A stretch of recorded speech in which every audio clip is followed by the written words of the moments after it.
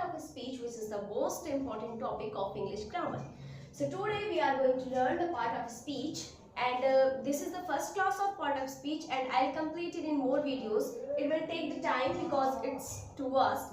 And so मैं इसे आपके competitive exam के point of view से एक एक chapter करके खत्म करूँगी, and I will try my best that आपका time में काफ़ी कम है इसे उन सारी चीज़ों को explain करने में.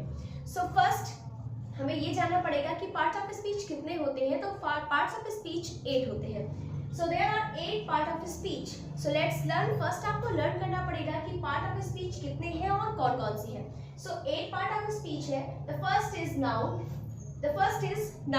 The second is pronoun, third is verb, and fourth is adverb, fifth is preposition, and six is conjunction, 7 interjection, and 8 adjective.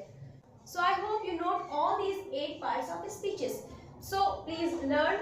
If you do not learn this, we cannot go forward. So please note all these 8 parts of speeches.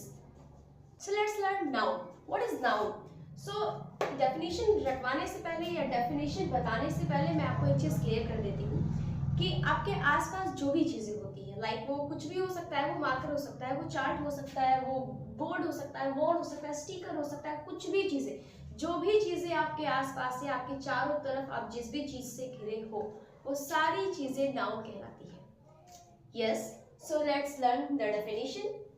Noun is the name of person, place, thing और animal.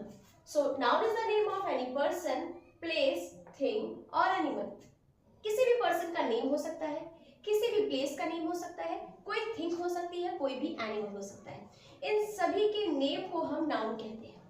So second definition is naming words are called noun. जितने भी ऐसे words हैं जिन्हें आप कोई नाम दे सकते हो, वो सारे वर्ड्स नाउन कहलाते हैं.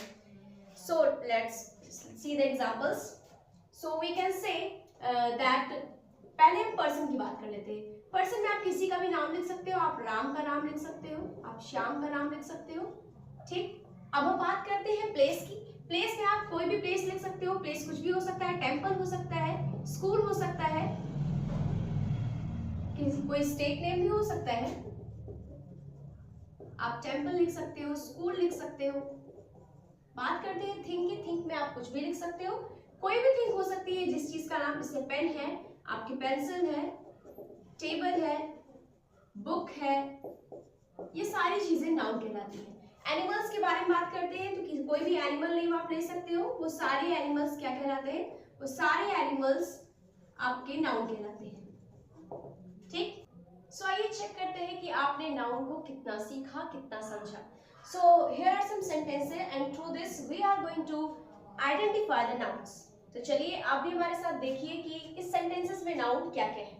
So first sentence is John goes to school with an apple. So what is the noun of the sentence? चलिए आप अपने अपने नोटबुक में इसको नोट करके या ऐसे ही आप आंसर बता दीजिए. So फर्स्ट स्टेटमेंट यानी कि फर्स्ट सेंटेंस में जो नाउन है वो है नेम. जैसे मैंने बताया था, noun is the name of any person, place और एनिमल, थिंग. सो जॉन है पर्सन नेम. सो इसलिए जॉन हो गया नाउन. Goes to school. देखिए कोई भी स्टेटमेंट लिखा होता है तो वो पूरा स्टेटमेंट का एक एक वर्ड कोई ना कोई पार्ट ऑफ स्पीच होता है.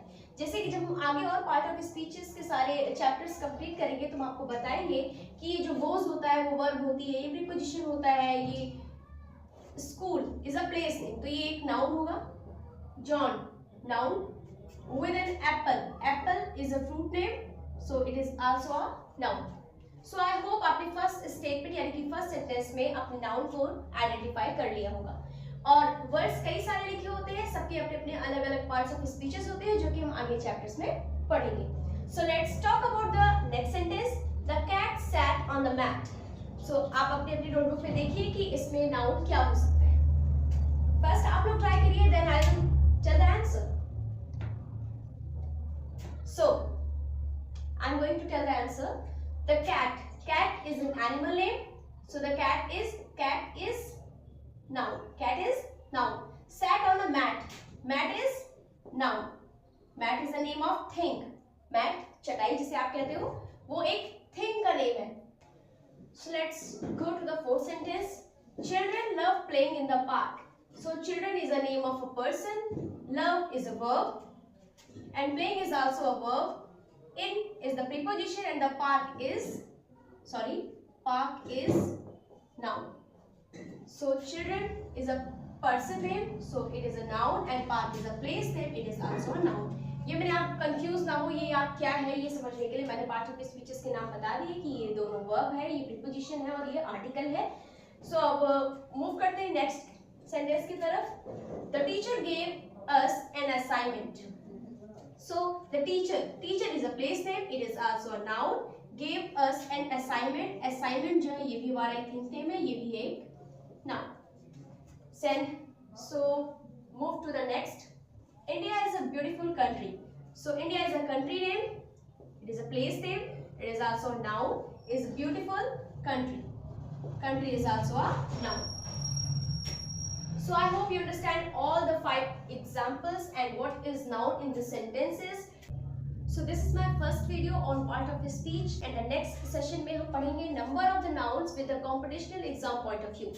So I hope I explained each and every basic concepts of the noun. How can we identify the noun through the sentences? So if you like the way I teach और आप इस session को join करना चाहते हैं तो इसलिए आपको सबसे पहले हमारे चैनल को सब्सक्राइब करना पड़ेगा ताकि जो भी नोटिफिकेशंस हो वो आप तक सबसे पहले पहुंचे और आप इस सेशन को ज्वाइन कर सके. If you like the video, don't forget to subscribe my channel. Thank you.